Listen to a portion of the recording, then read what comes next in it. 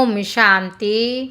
आज 18 अक्टूबर 2025 आज की साकार मुरली के अनमोल मधुर महावाक्य सुनेंगे। मीठे मीठे बाबा के मीठे बच्चे, आत्म अभिमानी होकर बैठो, अंदर घोटते रहो मैं आत्मा हूँ। देही अभिमानी बनो, सच्चा चार्ट रखो तो समझदार बनते जाएंगे। सच्चा चार्ट रखो तो समझदार बनते जाएंगे, बहुत फायदा होगा।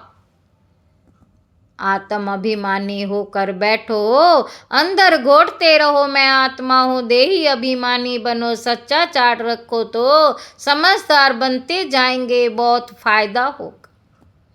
प्रश्न है, बेहद के नाटक को समझने वाले बच्चे किस एक लॉ को अच्छी रीति समझते हैं? उत्तर है, ये अविनाशी नाटक है। इसमें हर एक पाठधारी को पाठ बजाने अपने समय पर आना ही है। कोई कहे हम सदा शांति धाम में ही बैठ जाएं, तो यह लॉ नहीं है। उसे तो पाठधारी ही नहीं कहेंगे। ये बेहद की बातें बेहद का बाप ही तुम्हें सुनाते हैं। ओम शांति। अपने को आत्मा समझ बैठो, देह अभिमान छोड़कर बैठो। बेहद का बाप बच्चों को समझा रहे हैं। समझाया उनको जाता है जो बेसमझ होते हैं।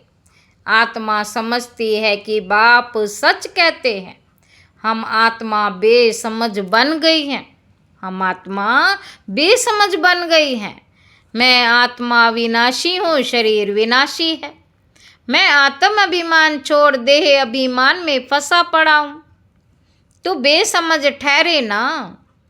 बाप कहते सब बच्चे बेसमझ हो पड़े हैं देह अभिमान में आकर। फिर तुम बाप द्वारा देही अभिमानी बनते हो तो बिल्कुल समझदार बन जाते हो। कोई तो बन गए हैं, कोई पुरुषार्थ करते रहते हैं। आधा कल्प लगा है बेसमझ बनने में, इस अंतिम जन्म में फिर समझदार बनना है। आधा कल्प से बेसमझ होते होते 100% बेसमझ बन जाते हैं। देह अभिमान में आकर ड्रामा प्लान अनुसार तुम गिरते आए हो। अभी तुमको समझ मिली है, फिर भी पुरुषार्थ बहुत करना है, क्योंकि बच्चों में देवी गुण भी चाहिए। बच्चे जानते हैं हम सर्वगुण संपन्न 16 कला संपूर्ण थे, फिर इस समय निर्गुण बन पड़े हैं, कोई भी गुण नहीं रहा है। तुम बच्चों में भी नंबरवार पुरुषार्थ अनुसार इस खेल को समझते हैं। तुम बच्चों में भी नंबरवार पुरुषार्थ अनुसार इस खेल को समझते हैं। समझते समझते भी कितने वर्ष हो गए, फिर भी जो नए हैं वे अच्छे समझदार बनते जाते हैं। औरों को भी बनाने का पुरुषार्थ करते हैं। कोई ने तो बिल्कुल नहीं समझा, बेसमझ के बेसमझ ही हैं। बाप आए ही हैं समझदार बनाने। बच्चे समझते हैं माया के कारण हम बेसमझ बने हैं। हम पूज्य थे तो समझदार थे, हम पूज्य थे तो समझदार थे, फिर हम ही पुजारी बन बेसमझ बन गए हैं। आदि सनातन देवी देवता धर्म प्राय लोप हो गया है। इनका दुनिया में किसी को पता नहीं। यह लक्ष्मी नारायण कितने समझदार थे, राज्य करते थे। बाप कहते हैं तत् त्वं, बाप कहते हैं तत् त्वं। तुम भी अपने लिए ऐसे समझो, ये बहुत बहुत समझने की बातें हैं। बाबा कहते ये बहुत बहुत समझने की बातें हैं, सिवाय बाप के कोई समझा ना सके। अभी महसूस होता है बाप ही ऊंच ते ऊंच, समझदार ते समझदार होगा ना। बाप ही ऊंच ते ऊंच, समझदार ते समझदार होगा ना। एक तो ज्ञान का सागर भी है, सर्व का सदगति दाता भी है, पतित पावन भी है, एक की ही महिमा है। इतना ऊंच ते ऊंच बाप आकर के बच्चे बच्चे कह कैसे अच्छी रीति समझाते। बच्चे अब पावन बनना है, उसके लिए बाप एक ही दवाई देते हैं, कहते हैं योग से तुम भविष्य 21 जन्म निरोगी बन जाएंगे, तुम्हारे सब रोग दुख खत्म हो जाएंगे, तुम मुक्ति धाम में चले जाएंगे। अविनाशी सर्जन के पास एक ही दवाई है, एक ही इंजेक्शन आत्मा को आए लगाते हैं, एक ही इंजेक्शन आत्मा को आए लगाते हैं। ऐसे नहीं कोई मनुष्य बैरिस्ट्री भी करेंगे, इंजीनियरिंग भी करेंगे, नहीं। हर एक आदमी अपने धंधे में ही लग जाते हैं। बाप को कहते हैं आकर पतित से पावन बनाओ, क्योंकि पतित पने में दुख है। शांति धाम को पावन दुनिया नहीं कहेंगे, स्वर्ग को ही पावन दुनिया कहेंगे। ये भी समझाया है मनुष्य शांति और सुख चाहते, मनुष्य शांति और सुख चाहते हैं। सच्ची सच्ची शांति तो वहाँ है जहाँ शरीर नहीं, उसको कहा जाता शांति धाम। बहुत कहते हैं शांति धाम में रहें, परंतु लौ नहीं है, वह तो पाठधारी हुआ नहीं। बच्चे नाटक को भी समझ गए हैं, बच्चे नाटक को भी समझ गए हैं। जब एक्ट्रेस का पाठ होगा तब बाहर स्टेज पर आकर पाठ बजाएंगे। यह बेहद की बातें बेहद का बाप ही समझाते हैं। ज्ञान सागर भी उनको कहा जाता है। सर्व के सदगति दाता पतित पावन, सर्व को पावन बनाने वाले तत्व नहीं हो सकते। सर्व को पावन बनाने वाले तत्व नहीं हो सकते। पानी आदि सब तत्व हैं, वे कैसे सदगति करेंगे। बाबा कहते आत्मा ही पाठ बजाती है, हठ योग का भी पाठ आत्मा बजाती है। यह बातें भी जो समझदार है वही समझ सकते हैं। बाप ने कितना समझाया, कोई ऐसी युक्ति रचो जो मनुष्य समझे। बाप ने कितना समझाया, कोई ऐसी युक्ति रचो जो मनुष्य समझे। कैसे पूज्य सो फिर पुजारी बनते पूज्य है। नई दुनिया में पुजारी हैं, पुरानी दुनिया में पावन को पूज्य पतित को पुजारी कहा जाता है। पावन को पूज्य और पतित को पुजारी कहा जाता है। यहाँ तो सब पतित हैं, क्योंकि विकार से पैदा होते हैं। वहाँ है श्रेष्ठ, गाते भी हैं संपूर्ण श्रेष्ठ आचार्य। अभी तुम बच्चों को ऐसा बनना है, मेहनत है, मुख्य बात है याद की। सभी कहते याद में रहना बड़ा मुश्किल है। बाबा कहते हम जितना चाहते हैं याद में रहें नहीं, जितना हम चाहते हैं याद में रह नहीं सकते। कोई सच्चाई से अगर चार्ट लिखे तो बहुत फ़ायदा हो सकता है। बाप बच्चों को ये ज्ञान देते हैं कि मन मना भाव तुम अर्थ सहित कहते हो। तुम्हें बाप हर बात यथार्थ रीति अर्थ सहित समझाते हैं। बाप करके दिल लेने नहीं आते, कुछ कह देते। बाप करके दिल लेने लिए कुछ कह देते हैं, परंतु बाप कहते मेरा काम ही है पतित से पावन बनाना।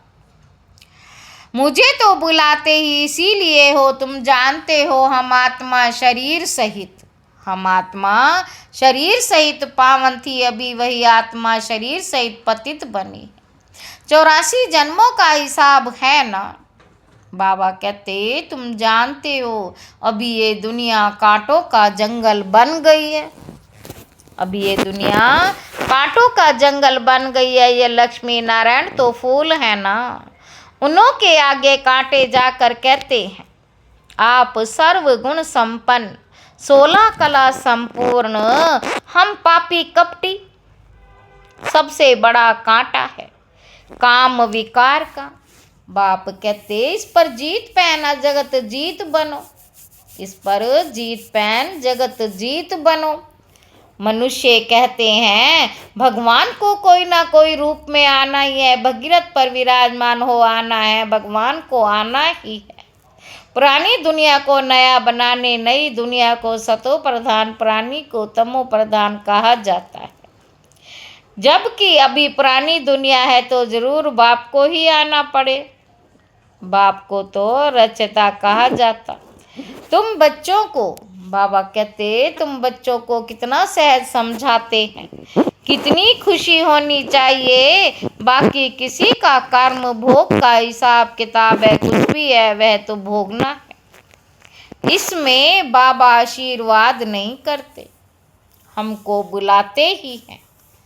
बाबा आशीर्वाद नहीं करते, हमको बुलाते ही हो। बाबा आकर हमको वर्षा दो। बाबा से क्या वर्षा पाना चाहते हो? मुक्ति जीवन मुक्ति का, मुक्ति जीवन मुक्ति का दाता एक ही ज्ञान सागर बाप है, इसीलिए उनको ज्ञान दाता कहा जाता। भगवान उनको ज्ञान दाता कहा जाता। भगवान ने ज्ञान दिया था, परंतु कब दिया, किसने दिया, ये किसी को पता नहीं। कब दिया, किसने दिया, ये किसी को पता नहीं है। सारा मुझारा इसमें है, किसको ज्ञान दिया ये भी किसी को पता नहीं। अभी यहाँ ब्रह्मा बैठे हैं, इनको मालूम पड़ा कि हम सो नारायण था, फिर 84 जन्म भोगे, यह है नंबर 1 में। बाबा बतलाते मेरी तो आँख ही खुल गई, तुम ही कहेंगे हमारी तो आँखें ही खुल गई। तीसरा नेत्र तो खुलता है ना। बाबा कहते तीसरा नेत्र तो खुलता है ना। तुम कहेंगे हमको बाप का सृष्टि चक्र का पूरा ज्ञान मिल गया। बाप का सृष्टि चक्र का पूरा ज्ञान मिल गया है। मैं जो हूँ जैसा हूँ मेरी आंखें खुल गई।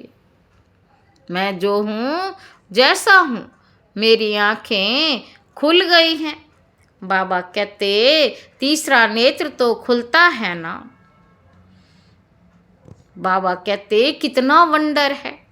हम आत्मा फर्स्ट हैं, फिर हम अपने को देह समझ बैठे। आत्मा कहती हम एक शरीर छोड़ दूसरा लेता, फिर भी हम अपने को आत्मा भूल देह अभिमानी बन जाते हैं। इसीलिए अब तुमको पहले पहले ये समझ देता हूँ कि अपने को आत्मा समझ बैठो। अंदर में यह पाठ ये घोटते रहो कि मैं आत्मा हूँ। आत्मा ना समझने से बाप को भूल जाते हो, फील करते हो बरोबर। हम घड़ी घड़ी देह अभिमान में आ जाते हैं, घड़ी घड़ी देह अभिमान में आ जाते हैं। बाबा कहते परंतु आधा कल्प तुमने हमको दिया, हम तुम बच्चों को रजाई देने आए हैं। बाप कहते यहाँ बैठते तो भी हो, आत्म अभिमानी होकर बैठो। बाप कहते हम तुमको बच्चों को रजाई देने आए हैं। आधा कल्प तुमने हमको याद किया है। कोई भी बात सामने आती है तो कहते हैं हाय राम, परंतु ईश्वर व राम कौन? बाबा कहते ईश्वर और राम कौन, किसी को पता नहीं। ये क्यों है? तुमको सिद्ध करना है। ज्ञान सागर बाप पतित पावन सर्व का सदगति दाता त्रिमूर्ति परमपिता परमात्मा शिव है। त्रिमूर्ति परमपिता परमात्मा शिव है। ब्रह्मा विष्णु शंकर तीनों का जन्म इकट्ठा है। शिव जयंती नहीं है, परंतु त्रिमूर्ति शिव जयंती है जरूर। जब जब शिव की जयंती होगी तब तो ब्रह्मा की भी जयंती मनाई जाएगी, ब्रह्मा की भी जयंती होगी। शिव की जयंती मनाते हैं, परंतु ब्रह्मा ने क्या तय किया? लौकिक पार लौकिक, और ये है अलौकिक पार, ये है अलौकिक बाप, ये है प्रजापिता ब्रह्मा। बाप तुमको कहते हैं नई दुनिया के लिए ये नया ज्ञान अभी तुमको मिलता है, फिर प्राय लोप हो जाता है। जिसको बाप रचता और रचना का ज्ञान नहीं तो अज्ञानी ठहरे ना। जिन बच्चों को रचना आदि का ज्ञान नहीं तो वे तो अनादि ठहरे ना, अज्ञानी ठहरे ना। अज्ञान नींद में सोए पड़े हैं। ज्ञान से ही दिन है, भक्ति से है रात। ज्ञान से है दिन, भक्ति से है रात। बाबा कहते शिवरात्रि का अर्थ भी नहीं जानते, इसलिए उनको हॉलीडे भी उड़ा दी है, उनकी हॉलीडे भी उड़ा दी है। बाबा कहते अभी तुम जानते हो बाप आते ही हैं सबकी जोत जगाने, तुम ये प्रक्रिया आदि जगाएंगे, तुम ये बत्तियां आदि जगाएंगे तो समझेंगे इनका कोई बड़ा दिन है। बाप कहते हैं अभी तुम जानते हो अर्थ सहित, वो लोग थोड़े ही समझेंगे, तुम्हारे इस भाषण से पूरा समझ नहीं आता, होकर पूरा समझ नहीं आता, नहीं सकते। अभी सारे विश्व पर रावण का राज्य है। यहाँ तो मनुष्य कितने दुखी हैं, रिद्धि सिद्धि वाले बहुत तंग करते हैं, ज्ञान का रिद्धि सिद्धि वाले बहुत तंग करते हैं, अखबारों में भी पढ़ते हैं, इनमें डिविल सॉल है, बहुत दुख देते हैं। बाबा कहते तुम इन बातों में क्यों, तुम्हारा कोई कनेक्शन नहीं, तुम क्यों दुखी हो रहे, इन बातों से तुम्हारा कोई कनेक्शन नहीं। बाप तो सीधी बात बताते, बच्चे तुम मुझे याद करो तो पावन बन जाएंगे, तुम्हारे सब दुख दूर हो जाएंगे। अच्छा, मीठे मीठे सिक्के लदे बच्चों प्रति माता पिता बाप दादा का याद प्यार और नमस्ते बाबा, नमस्ते, शुक्रिया बाबा, शुक्रिया। धारणा के लिए मुख्य सार पहला पॉइंट है यथार्थ रीति, बाप को याद करने व आत्म अभिमानी बनने की मेहनत करनी है। सच्चाई से अपना चार्ट रखना, इसमें बहुत बहुत फायदा है। दूसरा पॉइंट है यथार्थ रीति, बाप को याद करने व आत्म अभिमानी बनने की मेहनत करनी है। सच्चाई से अपना चार्ट रखना है, इसमें भी बहुत बहुत फायदा है। दूसरा पॉइंट है सबसे बड़ा दुख देने वाला कांटा काम बेकार, उस पर योग बल की विजय प्राप्त कर पतित से पावन बनना है। इस पर योग बल से विजय प्राप्त कर पतित से पावन बनना है। बाकी किन्हीं भी बातों से तुम्हारी कनेक्शन नहीं है। स्लोगन है प्रैक्टिकल जीवन द्वारा समाचार संपन्न, प्रैक्टिकल जीवन द्वारा परमात्म ज्ञान का प्रूफ देने वाले धर्म युद्ध में विजयी भव, धर्म युद्ध में विजयी भव। अच्छा, अभी धर्म युद्ध की स्टेज पर आना है, उस धर्म युद्ध में विजयी बनने का साधन है आपकी प्रैक्टिकल जीवन, क्योंकि परम धाम ज्ञान का प्रूफ ही प्रैक्टिकल जीवन। आपकी मूर्त से ज्ञान और गुण प्रैक्टिकल में दिखाई दे, क्योंकि आजकल डिस्कस करने से अपनी मूर्त को सिद्ध नहीं कर सकते, अपनी मूर्त को सिद्ध नहीं कर सकते। एक सेकंड में किसी को भी शांत करा सकते हैं, एक सेकंड में भी किसी को भी शांत करा सकते हैं। अच्छा, ओम शांति।